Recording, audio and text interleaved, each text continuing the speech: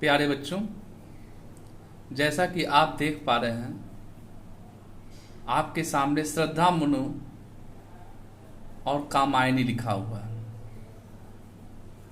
तो आज आप इस वीडियो के माध्यम से श्रद्धा मनु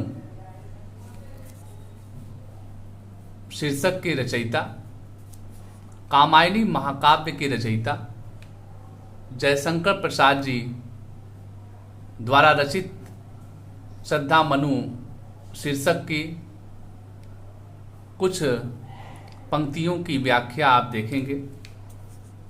देखने से कुछ बताने से पहले मैं उनके जीवन परिचय के बारे में संक्षिप्त वर्णन करना चाहूँगा कि प्रसाद जी छायावादी युग के प्रवर्तक महाकवि हैं, जिनका जन्म काशी में एक संपन्न वैश्य परिवार में सन 1889 में हुआ था। उनके पिता तथा बड़े भाई बचपन में ही स्वर्गवासी हो गए। अल्पावस्था में ही बालक जयशंकर प्रसाद के ऊपर परिवार की जिम्मेदारी आ पड़ी। उन्होंने विद्यालयी शिक्षा छोड़कर घर पर ही अंग्रेजी, हिंदी, बांग्ला, संस्कृत आदि भाषाओं का ज्ञान अर्जन किया और अपने पैतृक कार्य को आगे बढ़ाते हुए,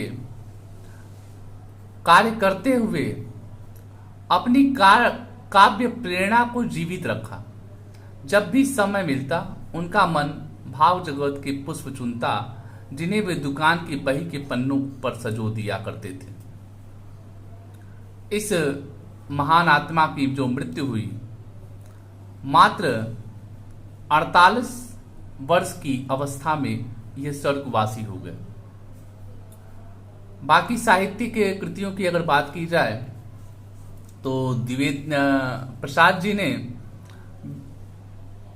चाहे वो काव्य का क्षेत्र हो चाहे वो गद्य का क्षेत्र हो, इनकी लेखनी जो है लगातार चलती रही और यही कारण है कि लगभग 67 रचनाएं इनके द्वारा की गई, जिसमें प्रमुख रूप से अगर काव्य के बारे में कहेंगे तो कामायनी एक महाकाव्य है,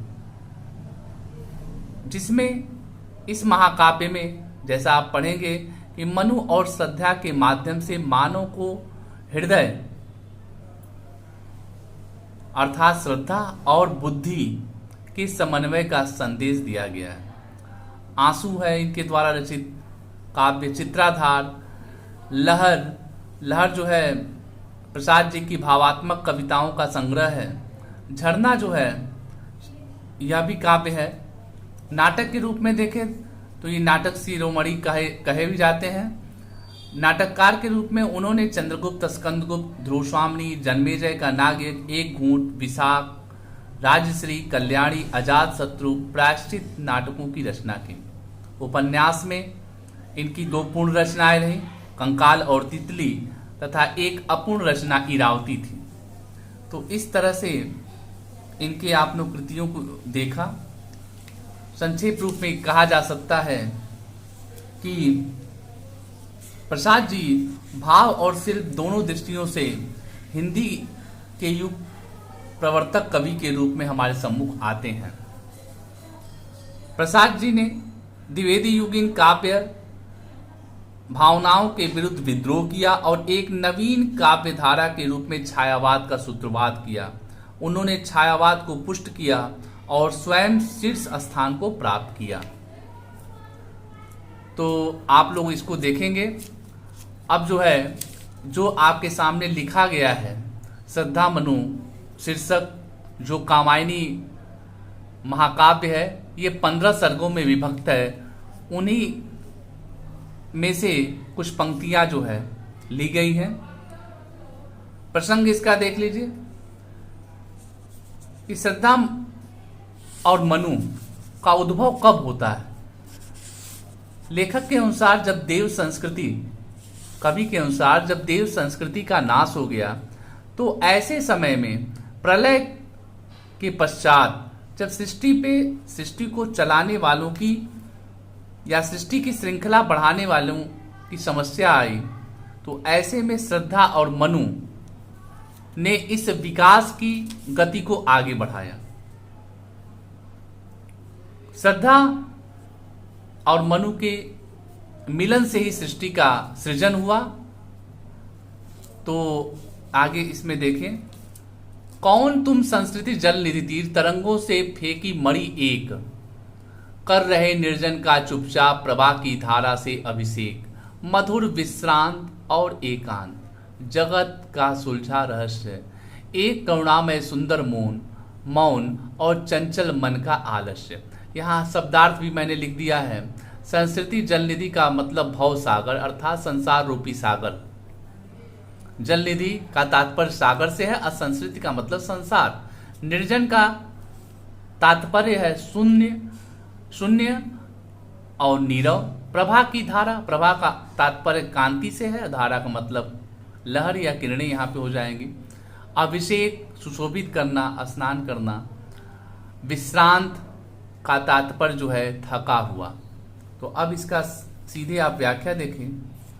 प्रसंग यह है कि मनु एकांत निर्जन स्थान पे पड़ा हुआ है, ऐसे में श्रद्धा का आगमन होता है। उस एकांत अजनबी को देखकर, एकांत में पड़े अजनबी को देखकर श्रद्धा का मन जिज्ञासाओं से भरा हुआ है कि इस अजनबी के बारे में जाने।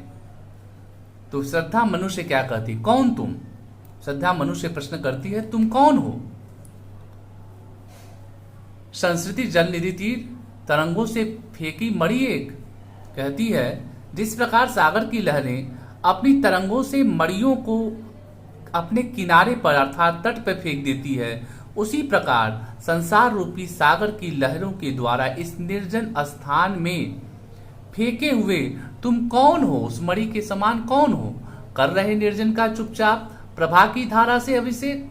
वो कहती है कि तुम चुपचाप बैठकर इस निर्जन स्थान को अपनी आभा से उसी प्रकार सुशोभित कर रहे हो जिस प्रकार सागर तट पे पड़ी हुई मणि उस निर्जन तट को सुशोभित करती है। मधुर विश्रांत और एकांत, जगत का सुलझा रहस्य। श्रद्धा कहती है, हे अपरिचित, तुम मुझे मधुरता, विश्रांत का मतलब थकावट, और नीरवता से परिपूर्ण दिखाई देते हो। रहस्य, किंतु क्या कहती है, हे अपरिचित, तुम मुझे मधुरता, थकावट और नीरवता से परिपूर्ण इस संसार में सुलझे हुए रहस्य की भांति प्रतीत होते हो, प्रतीत दिखाई देते हो। अपरिचित होने के कारण तुम रहस्यमय भी हो, फिर भी तुम्हारी मुखाकृति के भाव तुम्हारे रहस्य को सुलझा दे रहे हैं। तुम्हारा सुंदर, एक करुणामय सुंदर मौन और चंचल मन का आलस्य। आगे क्या आती है, तुम्हारा सुंदर और मौन रूप करुणा से परिपूर्ण है, और किंतु तुम्हारे चंचल मन ने आलस्य धारण कर लिया है। तो क्या कारण है, इसी के बारे में वो जानना चाहती है। तो इसको आप देख लीजिएगा। अलंकार के रूप में देखा जाए तो यहाँ पे रूपक है, प्रथम दो पंक्तियों में देखा जाए। उत्प्रेक्षा भी मिलता है। शब्द शक्ति के बारे में है तो लक्षणा है, और गुण जो है यहाँ माधुर्य है। तो आज की कक्षा में इतना।